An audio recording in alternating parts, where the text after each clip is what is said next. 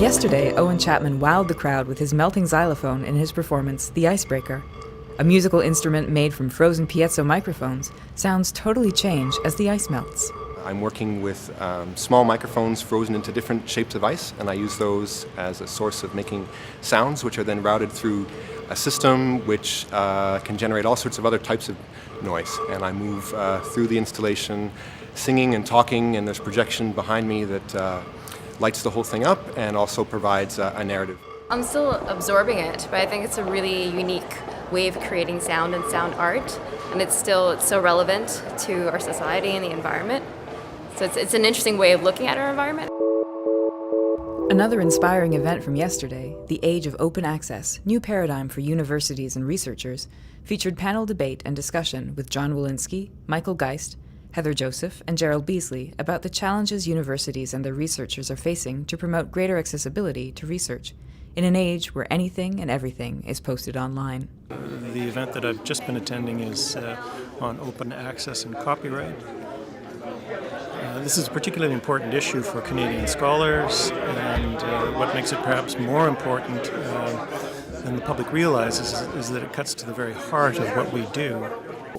When we talk about the marriage of scholarly traditions and digital technology, to underscore that point, that open access is not about putting journals out of business, it's not about trashing peer review, it's about grabbing the opportunity that we have in front of us to build on these traditions, to strengthen journals, to make articles into their next generation of whatever it is that we can make them be in our collective disciplines. And what's extremely important is for us all to realize the need for open and free access, certainly on the part of the Canadian public, for everything that Canadian scholars produce. Yesterday afternoon, the University of the Streets Café kicked off its first series conversation, Is Successful School Reform an Impossible Dream? Cette série a pour but d'amener le grand public à discuter de la réforme scolaire.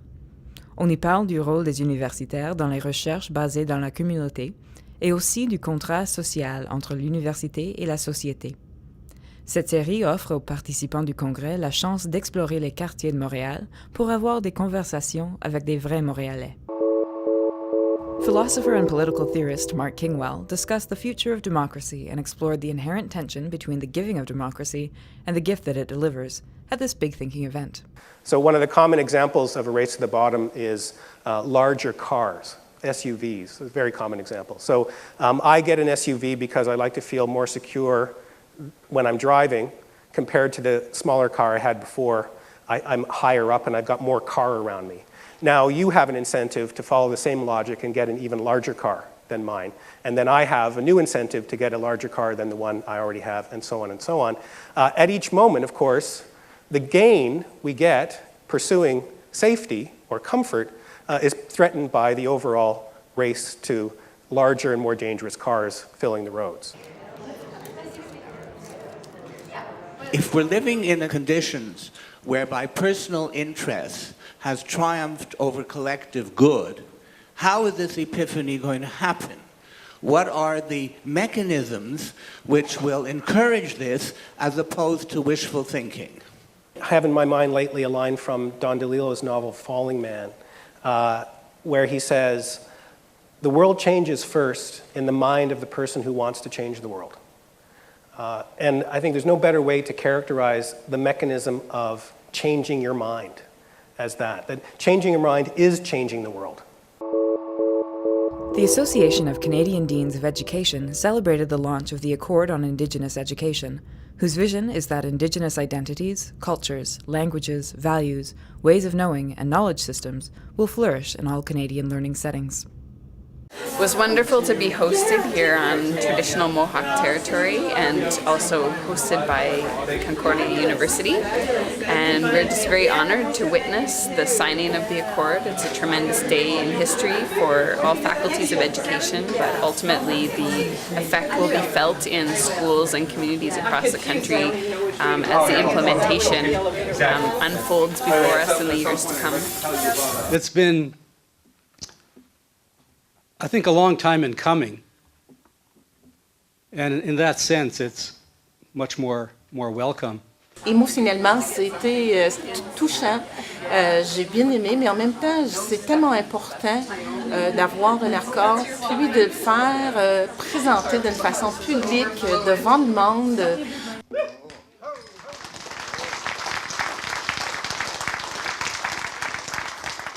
The event overall was really emotional for me personally in many different ways.